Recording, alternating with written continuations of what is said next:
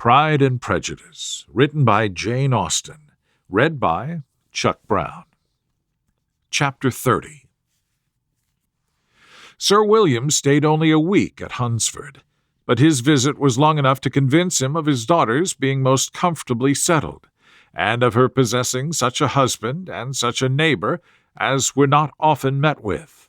While Sir William was with them, Mr. Collins devoted his morning to driving him out in his gig, and showing him the country, but when he went away, the whole family returned to their usual employments, and Elizabeth was thankful to find that they did not see more of her cousin by the alteration, for the chief of the time between breakfast and dinner was now passed by him either at work in the garden or in reading and writing, and looking out of the window in his own book-room, which fronted the road.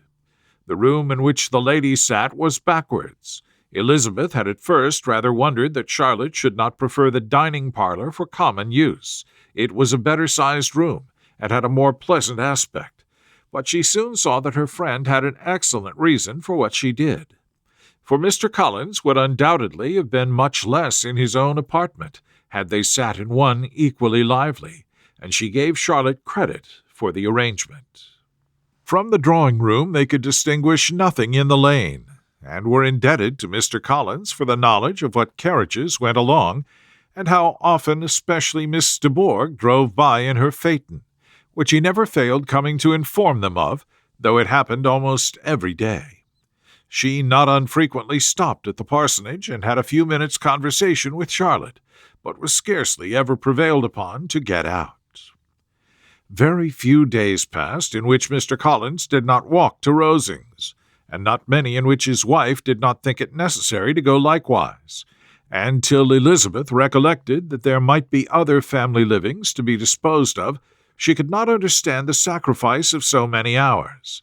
Now and then they were honored with a call from her ladyship, and nothing escaped her observation that was passing in the room during these visits. She examined into their employments, looked at their work, and advised them to do it differently, found fault with the arrangement of the furniture, or detected the housemaid in negligence, and if she accepted any refreshment, seemed to do it only for the sake of finding out that Mrs. Collins's joints of meat were too large for her family. Elizabeth soon perceived that though this great lady was not in commission of the peace of the county, she was a most active magistrate in her own parish, the minutest concerns of which were carried to her by Mr. Collins, and whenever any of the cottagers were disposed to be quarrelsome, discontented, or too poor, she sailed forth into the village to settle their differences, silence their complaints, and scold them into harmony and plenty. The entertainment of dining at Rosings was repeated about twice a week, and, allowing for the loss of Sir William, and there being only one card table in the evening, every such entertainment was the counterpart of the first. Their other engagements were few, as the style of living in the neighborhood in general was beyond Mr. Collins's reach. This, however, was no evil to Elizabeth, and upon the whole she spent her time comfortably enough. There were half-hours of pleasant conversation with Charlotte, and the weather was so fine for the time of year that she had often great enjoyment out of doors.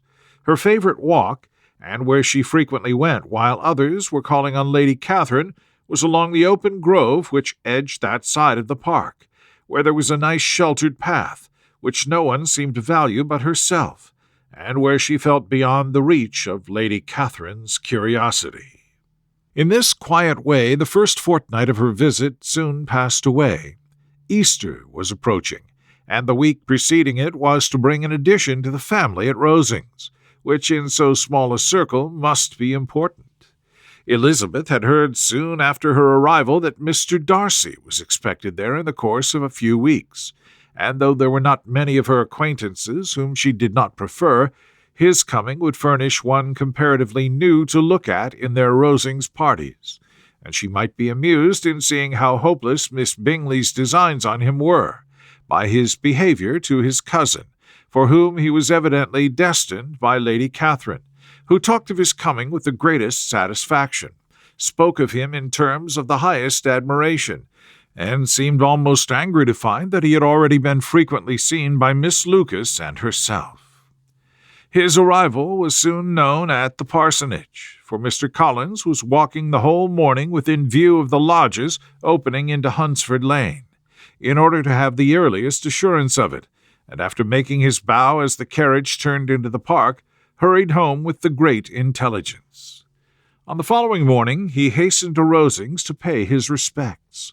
There were 2 nephews of Lady Catherine to require them, for Mr. Darcy had brought with him a Colonel Fitzwilliam, the younger son of his uncle Lord, and to the great surprise of all the party, when Mr. Collins returned, the gentleman accompanied him.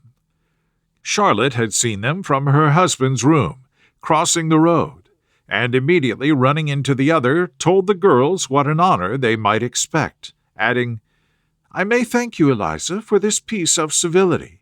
Mr. Darcy would never have come so soon to wait upon me." Elizabeth had scarcely time to disclaim all right to the compliment before their approach was announced by the door-bell, and shortly afterwards the 3 gentlemen entered the room. Colonel Fitzwilliam, who led the way, was about 30, not handsome, but in person and address most truly the gentleman. Mr. Darcy looked just as he had been used to look in Hertfordshire, paid his compliments with his usual reserve to Mrs. Collins, and whatever might be his feelings toward her friend, met with every appearance of composure. Elizabeth merely curtsied to him without saying a word.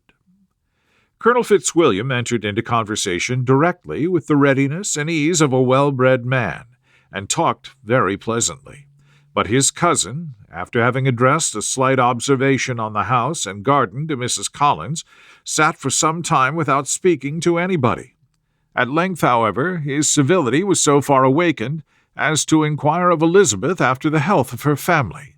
She answered him in the usual way, and after a moment's pause added, "My eldest sister has been in town these 3 months. Have you never happened to see her there?"